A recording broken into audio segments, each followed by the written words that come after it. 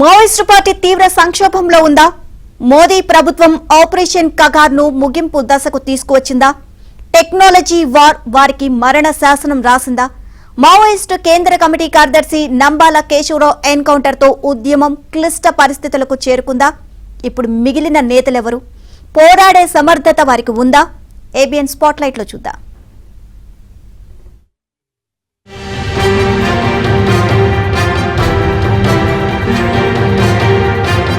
దేశ విప్లవోద్యమ చరిత్రలో 50 ఏళ్లుగా సాగుతున్న నక్సలిజానికి భారీ ఎదురుదెబ్బ తగిలింది. మావోయిస్టు పార్టీ కేంద్ర కమిటీ ప్రధాన కార్యదర్శి నంబాల కేశవరావు అలియాస్ బస్వరాజు ఆపరేషన్ కగార్లో భాగంగా జరిగిన ఎన్కౌంటర్లో హతమయ్యారు.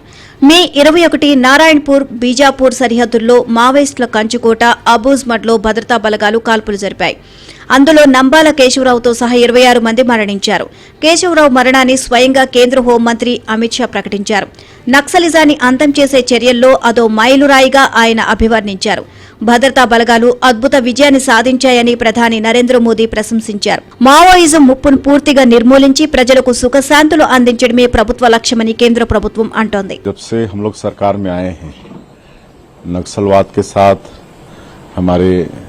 सुरक्षा बल के जवान मजबूती के साथ लड़ रहे हैं। लगातार ऑपरेशन हो रहा है और सफलता मिल रही है और हम लोगों ने आह्वान भी किया है कि आप लोग हिंसा छोड़िए, गोली बारूद छोड़िए और विकास की मुख्यधारा से जुड़िए।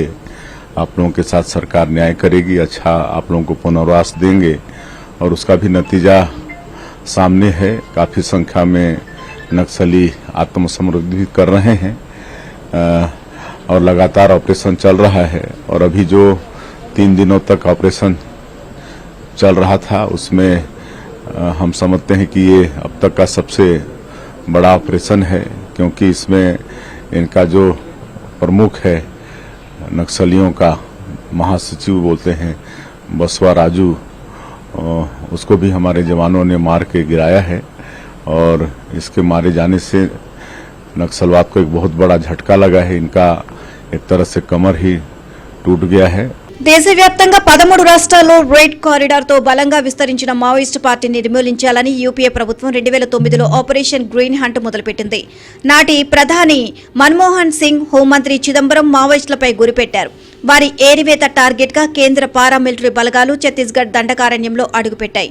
మోదీ పాలనలో ఆపరేషన్ ప్రహార్ పేరుతో యాంటీ నక్సల్ ఆపరేషన్ సాగింది. మోదీ మూడోసారి అధికారానికి వచ్చిన తర్వాత కేంద్ర హోంమంత్రి అమిత్ షా డైరెక్ట్ గా రంగంలోకి దిగారు. ఆపరేషన్ కగార్కు శ్రీకారం చుట్టారు. 2024 జనవరిలో మొదలైన ఆపరేషన్ కగార్లో ఇప్పటి వరకు 540 మంది ఎన్కౌంటర్లు హతమయ్యారు. 2026 మార్చి 31 నాటికి దేశంలో మావోయిస్టు పార్టీని కూకటి వేళ్లతో పెకిలించి వేస్తామని, మావోయిస్టు ముక్త్ భారత్ ను తయారు చేస్తామని అమిత్ షా ప్రకటించారు. ఆపరేషన్ కగార్ దూకుడుగా సాగుతోంది. వరుస ఎన్కౌంటర్లతో అన్నలు హతమవుతున్నారు.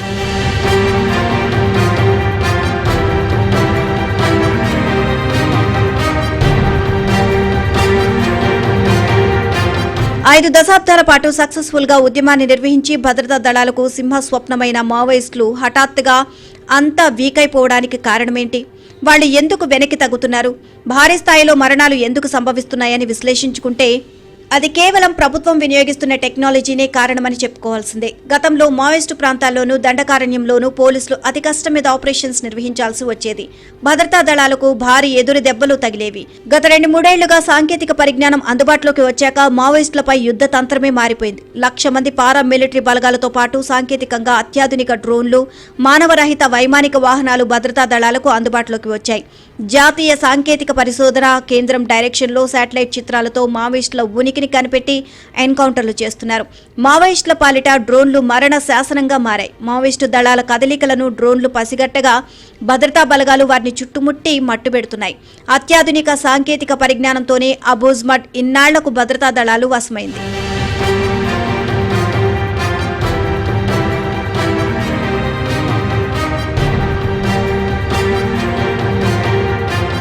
నంబాల కేశవరావు అలియాస్ బస్వరాజు ఎన్కౌంటర్ తాము సాధించిన అతిపెద్ద విజయమని ఛత్తీస్గఢ్ పోలీసులు చెబుతున్నారు.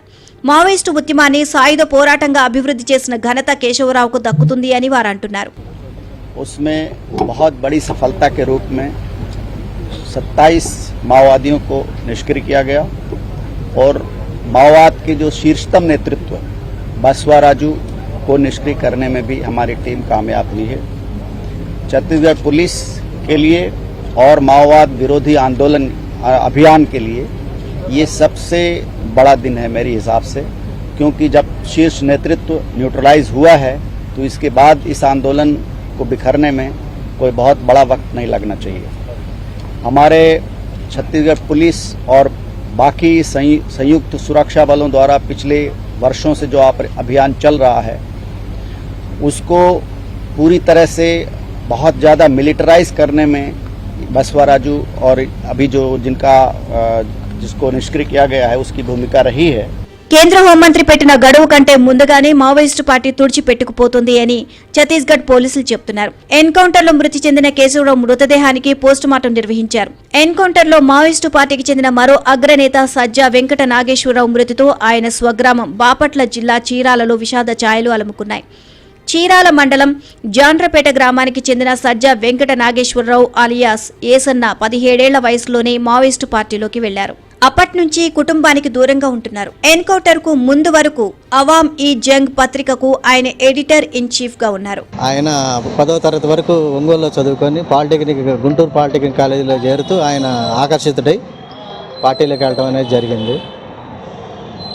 ఆ తర్వాత ఇట్లా విషయం తెలిసింది, వెళ్ళాడు, ప్రజల కోసమే చనిపోయాడు.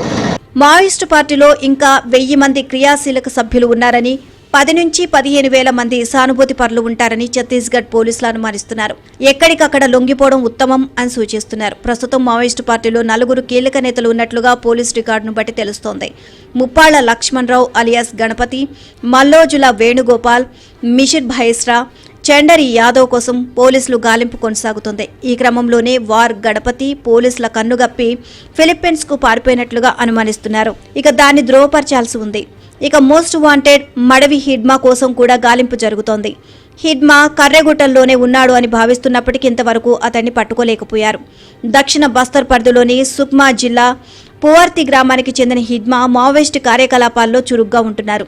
బస్తర్ నుంచి కేంద్ర కమిటీ సభ్యుడిగా ఎదిగిన ఏకైక ఆదివాసీ నేత. భారీ ఆయుధాలు కలిగిన 350 మంది సభ్యుల మావోయిస్టుల బెటాలియన్ 1కి హిడ్మా కమాండర్గా ఉన్నారు. దండకారణ్యం అతని కార్యక్షేత్రం. హిడ్మాను పట్టుకుంటే మావోయిస్టు పార్టీ తుడిచిపెట్టుకుపోయినట్లేనని భద్రతా దళాలు అంచనా వేస్తున్నాయి.